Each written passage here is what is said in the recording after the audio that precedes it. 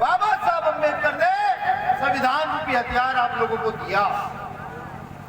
अब सवाल जो पूछने वाला हूं, यह जानना चाहता हूं आप सब लोगों से कि भारतीय संविधान की प्रस्तावना में एक बदलाव किया गया है, किस किस को पता है? हाथ उठा कर पता है। ये आंकड़ा 0.05% भी नहीं बैठ रहा। अब बुरा मत मानिएगा, मेरे साथियों ने बहुत बड़ी बड़ी बातें कही, संविधान बचाने निकले हैं। मुझे ये बताइए कि जिनकी गुलामी 5000 साल के बाद तोड़कर 5000 साल के बाद जिनकी गुलामी टूटती है, बाबा साहब अम्बेडकर अपने अथक प्रयास से ऐसे लेकर के जाते हैं, और जिनके लिए लेकर जाते हैं उस कौम को ये नहीं पता कि इसमें बदलाव क्या हुआ। तो निकम्मा कौन है? हाथ उठाकर बताइए, खुद बताइए निकम्मा कौन है? वो लोग निकम्मे हैं जिनसे हमारी लड़ाई है, या हम निकम्मे हैं कि हमें यही नहीं पता कि संविधान में बदलाव कौन से किए जाने हैं? बताइए, दिल पर हाथ रख करके निकम्मा कौन? ये लड़ाई चल रही है, बिल्कुल चल रही है। बाबा साहब अम्बेडकर ने कहा शिक्षित बनो, हमने शिक्षा तो ग्रहण की, लेकिन वो शिक्षा का औचित्य क्या है, उस शिक्षा का फायदा क्या हुआ? हमने कितने तीर शिक्षा को लेकर के मार दिए। अगर शिक्षा लेना सिर्फ नौकरी करना है तो मैं धिक्कारता हूं ऐसी शिक्षा। शिक्षा लेना सिर्फ नौकरी करना नहीं है, शिक्षा लेना जन जागृति अभियान करना है, शिक्षा लेना अपना उत्थान करना है, शिक्षा लेना गुलामी की बेड़ियों को दूर करना है। ये शिक्षा का सही मतलब है। हो सकता है बातें बुरी हो, लेकिन मैं तुम्हें याद करा दूं, वो समय याद करा दूं जब हमारे पूर्वजों ने इन्हीं क्षेत्रों में अपने सिर पर जूता उठाया। वो समय भी याद कर लो कि जब हमारे पूर्वजों को बैठने नहीं दिया जाता था।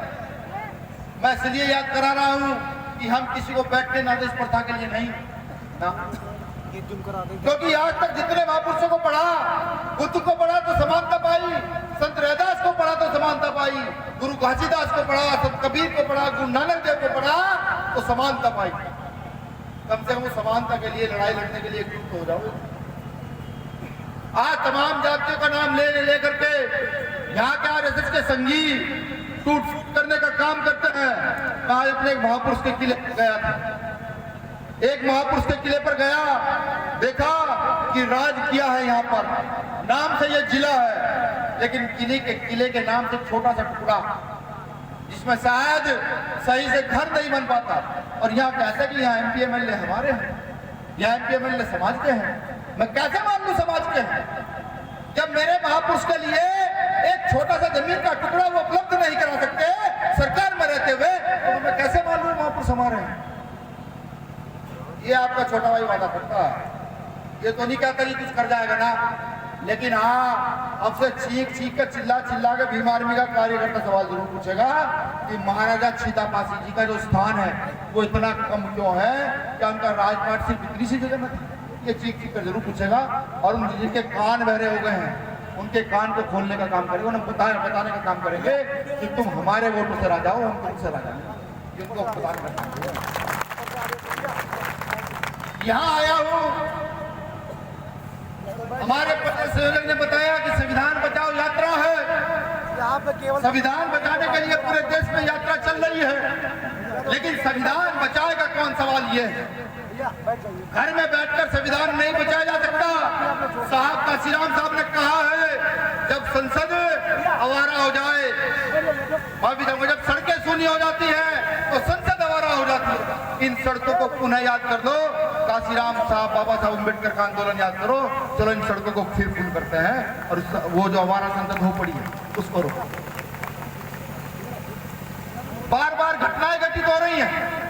मेरे पुन्ना पासी आज भी याद है, आजमगढ़ में था ना, आजमगढ़ में आज भी याद है। वहां पर सरकार के इशारे पर पुलिस प्रशासन ने उनके गेहूं की जो टंकी थी जिसमें गेहूं रखे जाते थे उस तक में जहर डाला था। उस तक में मेरे मनीषा वाल्मीकि आज भी याद है कि रेप होने के बावजूद भी मनुवादी व्यवस्था के लोग रेपिस्टों के पक्ष में सभाएं करते और सरकार उनका समर्थन करते। मेरे आज भी याद ना जाने कितनी घटना याद है। कोई आरएसएस का संगी, कोई बजरंग दल का संगी वहां निकल कर नहीं जाता। वाल्मीकि के साथ रेप हो गया है, हम जा करके उसकी लड़ाई लड़ेंगे। नहीं जाते। कौन जाता है? ये कौशल जाता है, ये कुलदीप जाता है, ये सत्येंद्र जाता है, ये कमलेश जाता है, ये लोग जाते हैं वहां भाई चंद्रशेखर आजाद जाते हैं। सोचिए हमारी हैसियत क्या है, हमारी क्या वैल्यू। यही पूछने आया हूं, कोई चटकारेदार भाषण देकर आपको खुश करने नहीं आया ना। मैं चाहता आप खुश हो, मैं चाहता हूं कि आप जितना मुझे दुत्कार सकते दुत्कारो, लेकिन बाबा साहब अम्बेडकर ने जो संविधान 5000 साल के बाद आप लोगों को दिया, इसकी रक्षा के लिए लामबंद होकर खड़े हो जाओ, मजबूती के साथ खड़े हो जाओ। और अगर इतना भी नहीं कर सकते, तो घर में एक औलाद पैदा करो जिसको भीम आर्मी का कार्यकर्ता बना दो। संविधान कैसे बनाना ये हम लोग जानते हैं। साहब काशीराम कहते थे जिसकी जितनी संख्या भारी उसकी उतनी हिस्सेदारी। मैं ये कहता हूं जिसकी जितनी संख्या भारी उसकी उतनी जिम्मेदारी। आज देश बिक रहा है, आज देश बिक रहा है। सारे नेता मौन है, भारतीय जनता पार्टी के गुलाम हो गए हैं, जैसे इस देश में वही राजनीतिक दल हो। अब आप सोचिए, मैं बता रहा था अभी एक पत्रकार को भी, पहले इस देश के कोने कोने में नेपाल से आए लोग काम करते थे। नेपाल के लोगों को काम किया करते थे पूरे देश में। बताइए, ढूंढिए जा करके कोई नेपाल का कोई व्यक्ति मिल जाए। कभी विचार किया है वो लोग कहाँ गए हैं, क्यों चले गए हैं? वो सब लोग चाइना ने रोक कर दिए हैं। यहाँ हिंदू मुसलमान चल रहा है, यहाँ जातिवाद चल रहा है, और वहाँ चाइना उनको अडॉप्ट करके उनका डेवलपमेंट कर रही है। यहाँ मंदिर मस्जिद चल रहा है। सोचिए क्या हमारी उन्नति उससे हो सकती है?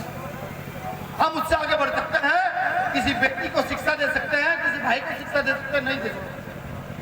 लेकिन फिर भी हम मौन हैं। सिर्फ जय भीम कहने से अगर हमारी उन्नति हो सकती, सब कुछ हो सकता, तो अब तक हम कर चुके होंगे। महापुरुषों ने कहा है, राजनीति सत्ता की एक चाबी है जो आपकी समस्याओं का समाधान करती है। समझे? राजनीति सत्ता की एक चाबी है, राजनीति आपकी समस्याओं के समाधान की एक चाबी है। वो होगी कैसे?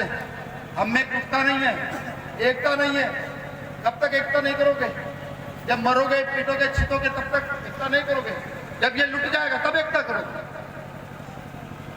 याद करोगे, एक दिन भी कोई आदमी आया था और चीख कर कह रहा था, ये कह रहा था वो नेता नहीं, वो भाषण देना नहीं जानता, वो तो जगाने आया अपने सोए हुए समाज को, उस समाज को जगाने आया है जो आज भी मांगने वाला बना हुआ है। जिसको देने वाला आना चाहिए था वो आज भी भीख मांगने के लिए तैयार है।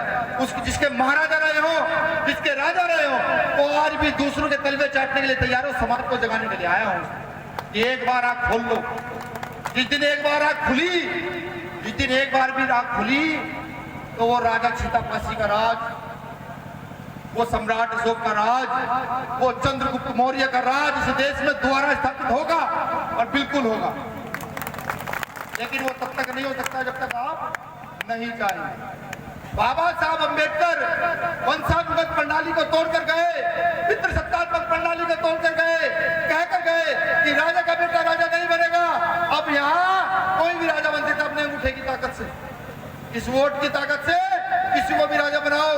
हमने 40 साल से ज्यादा कांग्रेस को राज कराया, आज हम बीजेपी को राज करा रहे हैं। पहले कुछ हमने अपने दलों को भी राज कराया, लेकिन क्या आपकी विचारधारा का व्यक्ति कोई यहाँ पर प्रधानमंत्री कुर्सी पर बैठ पाया? इस देश में दलित शोषित पिछड़ों की संख्या 90 से 85% है, कोई नहीं बैठ पाया। ये कब तक रहेगा? ये कब तक चलेगा? जागो, प्रचार करो, प्रसार करो, गांव गांव में एक दूसरे के घर कहो जाकर के कि जुड़ो भीम आर्मी से। जब कोई गलत करेगा तो भीम आर्मी का कार्यकर्ता उसका इलाज करते हैं, कुछ बहुत काम करते हैं।